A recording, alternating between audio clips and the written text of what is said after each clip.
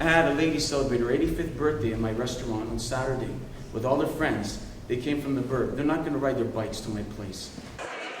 There were some tense moments at a packed community meeting on Commercial Drive this week. At issue, a proposed bike lane from 14th Avenue to just north of 1st. The point of contention, parking. This is a parking protected bike lane. There is parking. There is parking. It is maintained. About 80% of it, to be specific, used to shelter cyclists. A safety feature backers say is badly needed. So a situation where you have parked cars on a commercial street with no provisions for people riding bicycles. So what that often results in on the street is really close encounters and often actual accidents. And there are some stats to back her up. Since 2009, ICBC has recorded 33 accidents involving a cyclist on the stretch of the road that would be affected.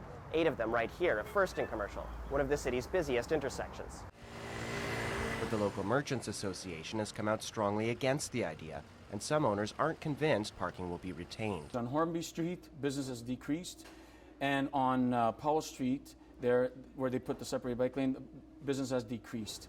We don't want any disruption, especially losing parking, which are already lost, and we need customers to be able to come here freely from all over the Lower Mainland. But Fiorito says the plan has plenty of support, and making the streets safer will draw shoppers.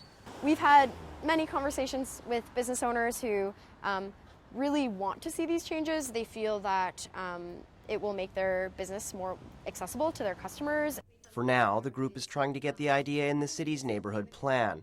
That's at least a year away, meaning it's early yet in this battle of the bike lane. Simon Little in Vancouver for BCIT Magazine.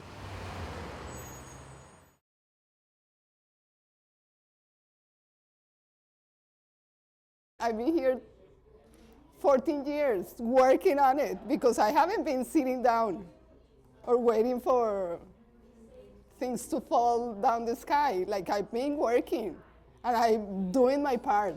This quiz in the reading. Jeanette Guarin was a civil engineer in Colombia, one of thousands of skilled immigrants working to get their credentials recognized in Canada. But she's frustrated. As of December 17th, the ESL program she's counting on will end. She and thousands of adult students losing their language training as the federal government pulls out of BC colleges, the province so far unwilling to fill the gap. Jeanette says she can't understand why. They want you to be professional. They want you to have a certain level of English.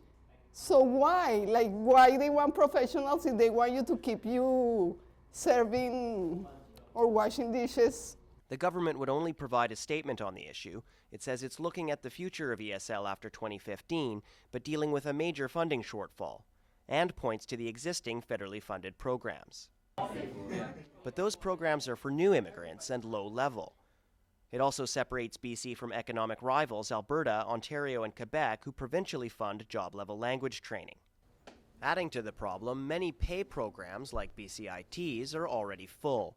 There's a very large group of skilled immigrant workers that we've brought in based on those skills who are not able to work. And the one barrier in place is the English language. And at this point, with the closure of VCC and other institutions, even if those students want to pay for their education, there isn't even a place for them to go now to get that. I'll let you finish up what you're working on. For Jeanette, it means figuring out what she's going to do in January. I'm going to try to do online things and try to do it by myself.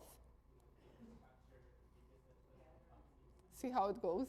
And she won't be alone. This time next month, ESL students across the province will be asking themselves the same question. Simon Little in Vancouver for BCIT Magazine. For the developmentally disabled, finding paid work can sometimes be a major challenge. Reporter Emily Lazatin brings us the story of one young woman who found a meaningful job and the local salon that made it happen.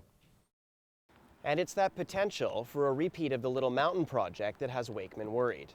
Here, 5 years after tenants were evicted, less than a quarter of the promised social housing units have been rebuilt. The team behind the UAV is currently reaching out to other schools on campus looking for new applications. With growing interest in the devices, it's a safe bet we'll be seeing it flying overhead a lot more soon. In Burnaby for The Link, I'm Simon Little.